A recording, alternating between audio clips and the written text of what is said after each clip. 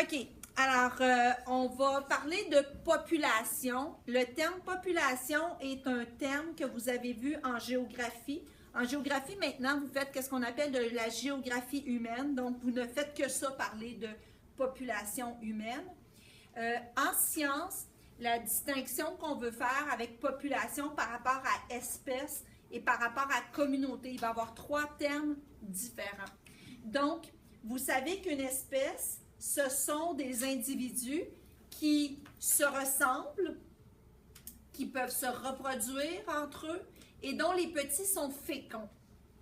Lorsqu'on parle d'une population, c'est certain que ce sont des individus de la même espèce, mais non seulement ils sont de la même espèce, mais ils vivent au même endroit. Donc, un bon exemple qu'on pourrait prendre, ça serait la population de belugas de l'estuaire du Saint-Laurent.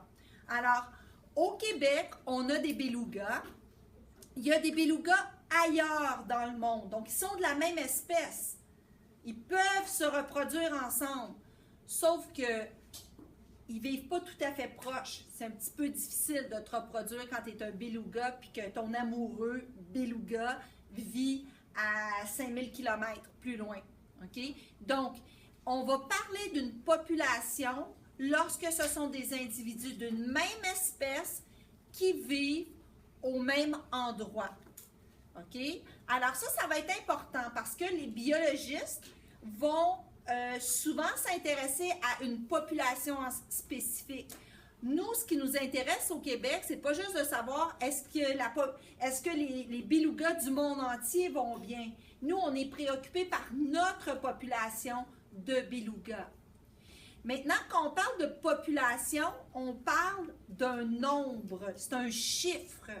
OK? C'est un chiffre et c'est exactement la même chose que vous avez vu en géographie, c'est-à-dire le nombre d'individus pour une superficie de territoire déterminée. Donc, ça se peut qu'on, dans le langage commun, qu'on dise, par exemple, les belugas du fleuve Saint-Laurent, là, on n'est pas en train de parler d'une superficie spécifique, mais on est en train de parler du territoire connu. Mais lorsqu'on va commencer à parler de vouloir comparer des populations ou mesurer des populations, là, on va vouloir avoir des chiffres. Combien d'individus, par exemple, par kilomètre carré d'une superficie. Vous avez aussi le terme communauté. Je vais revenir à population, mais vous avez le terme communauté dans vos feuilles.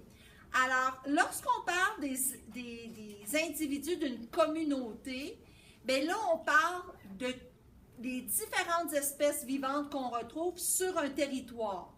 Donc, par exemple, si on prenait les chats domestiques de la ruelle de Gaspé, bien là, on parle le nombre de chats de ruelle qu'on retrouve dans la ruelle de la rue de Gaspé, par exemple, la ruelle qui donne sur de Gaspé. Bien, ça, c'est la population. Mais si on parle de la communauté, bien là, on va avoir les chats, peut-être les rats, les arbres, tous les vivants qui sont là.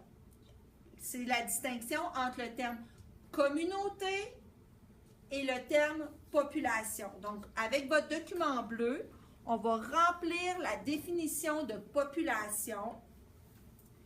Donc, groupe d'individus, on est à la page 4, groupe d'individus d'une même espèce, vivant au même endroit, en un lieu donné. Non, c'est pas au même endroit, c'est au même moment, excusez. Au même moment.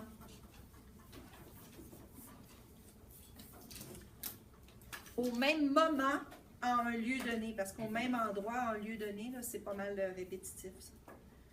Donc, je répète, groupe d'individus d'une même espèce vivant au même moment, en un lieu donné. Donc, il faut toujours à ce moment-là déterminer notre lieu. C'est très, très important. On ne peut pas juste dire, par exemple, la population de Lyon. Il faut dire, par exemple, la population de Lyon, je ne sais pas moi, d'Afrique de l'Ouest. OK, ou de tel pays en particulier. Ensuite, pour communauté, on va mettre groupe d'individus de différentes espèces,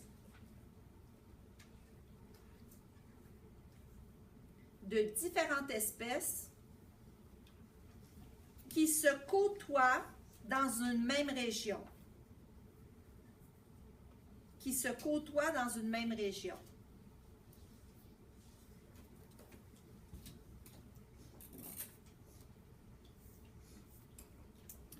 Donc, lorsque les biologistes veulent calculer une population, ça ne donne rien d'avoir la population, mesurer la population une seule fois. Sylvia, c'est beau? OK. Quand on mesure la population, on veut toujours avoir des populations qui vont être prises à plusieurs, sur un intervalle de temps prolongé. Parce que c'est un peu comme si vous arrivez à la maison et vous avez un examen, puis vous avez eu une très bonne note, puis vos parents regardent juste celle-là, mais que vous ne leur montrez pas vos notes subséquentes qui sont comme ça. Donc, à ce moment-là, on comprend que ça va pas bien. Alors, c'est un peu la même chose pour une population. Si on veut mesurer comment est l'état de santé d'une population, comment elle se porte, c'est important d'avoir plusieurs mesures au fil des années pour avoir une comparaison, savoir est-ce que ça se passe bien ou ça se passe pas bien, est-ce que cette année-là, c'était une année exceptionnelle où il y a eu beaucoup de naissances. Donc, il faut voir plusieurs facteurs pour comprendre la santé d'une population. Maintenant, quand je vous disais tantôt qu'une population, c'est un nombre, vous avez sur votre feuille comment on calcule la population. Tu veux arrêter de jouer avec ta gomme à effacer comme ça? Merci. Alors, on dit la densité de population. Il est important pour les biologistes de suivre l'évolution d'une population et aussi de comparer les différentes populations entre elles. Pour cela, nous avons recours à un calcul. Est-ce que calcul, vous avez un E au bout du mot? Non? OK, parce que moi, il y avait une faute. Calcul de densité de population. Calcul de densité de population. Je crois que vous avez vu cette formule-là en géographie. OK. J'ai des non, j'ai des oui. Je vais y aller pour les non oubliés, puis les oui s'en rappellent. OK, donc on a la formule D est égal à N divisé par A. N étant le nombre d'individus divisé par l'aire occupée. Alors, l'unité de mesure de la densité de population se retrouve donc à être le nombre d'individus par une superficie de terrain. Par exemple, 13 sauterelles au mètre carré. Est-ce que ça va pour tout le monde? OK. On s'entend que pour déterminer le nombre d'individus, ils ne sont pas toujours, la majorité, ils ne sont pas calculés. Ils vont souvent être estimés. On ne peut pas, dans un lac, compter le nombre de poissons. Pas pour vider le lac, compter les poissons, puis dire, bon, ben, il y en avait 4223.